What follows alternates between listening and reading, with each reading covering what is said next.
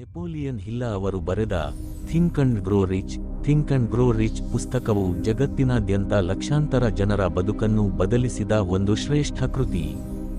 ಈ ಪುಸ್ತಕದ ಮುಖ್ಯ ಸಾರಾಂಶವೇನೆಂದರೆ, ಶ್ರೀಮಂತರಾಗಲು ಕೇವಲ ಕಠಿಣ ಪರಿಶ್ರಮವಿದ್ದರೆ ಸಾಲದು, ಅದಕ್ಕೆ ತಕ್ಕ ಮಾನಸಿಕ ಸ್ಥಿತಿ ಮತ್ತು ನಿರ್ದಿಷ್ಟವಾದ ಆಲೋಚನೆಗಳು ಬೇಕು. ಈ ಪುಸ್ತಕದಲ್ಲಿ ಲೇಖಕರು ಶ್ರೀಮಂತರಾಗಲು ಮತ್ತು ಜೀವನದಲ್ಲಿ ಯಶಸ್ಸನ್ನು ಕಾಣಲು 13 ಪ್ರಮುಖ ಹಂತಗಳನ್ನು ವಿವರಿಸಿದ್ದಾರೆ. ಅವುಗಳ ವಿವರವಾದ ಸಾರಾಂಶ ಇಲ್ಲಿದೆ. 1. ತೀವ್ರವಾದ ಬಯಕೆ, ಡಿಸೈರ್.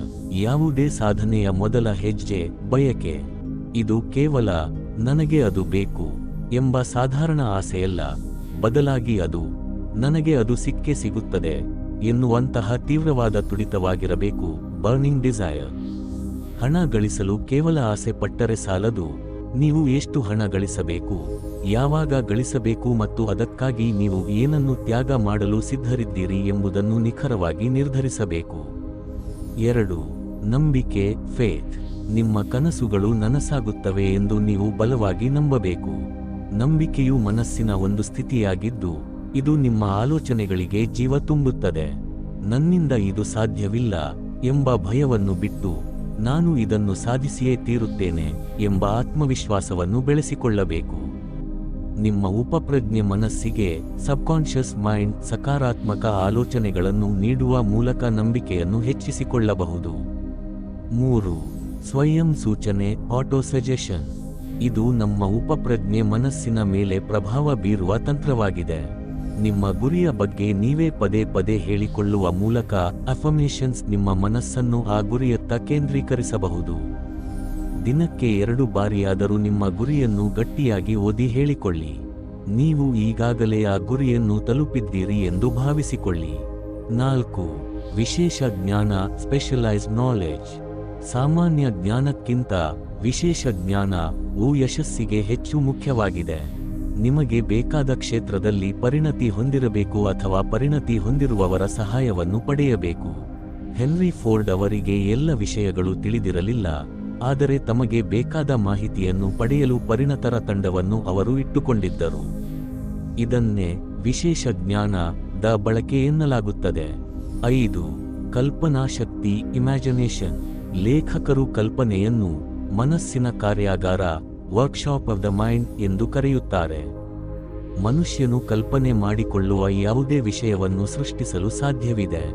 ನಿಮ್ಮ ಆಸೆಗಳನ್ನು ವಾಸ್ತವಕ್ಕೆ ತರಲು ಯೋಜನೆಗಳನ್ನು ರೂಪಿಸುವ ಶಕ್ತಿ ಕಲ್ಪನೆಯಲ್ಲಿದೆ.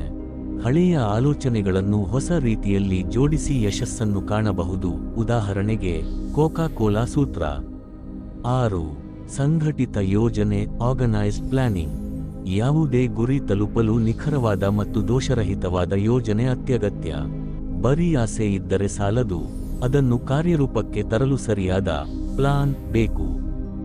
ಒಂದು ವೇಳೆ ನಿಮ್ಮ ಮೊದಲ ಯೋಜನೆ ವಿಫಲವಾದರೆ, ತಕ್ಷಣವೇ ಇನ್ನೊಂದು ಯೋಜನೆಯನ್ನು ರೂಪಿಸಿ.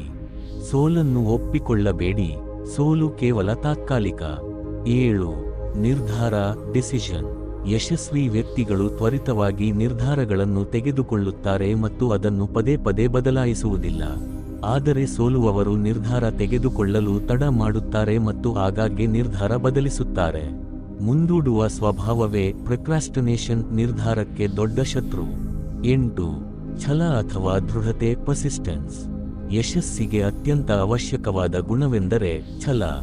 ಎಷ್ಟೇ ಕಷ್ಟಗಳು ಬಂದರೂ, ಸೋಲು ಎದುರಾದರೂ ಗುರಿ ಮುಟ್ಟುವ ತನಕ ನಿಲ್ಲದಿರುವುದೇ ಛಲ.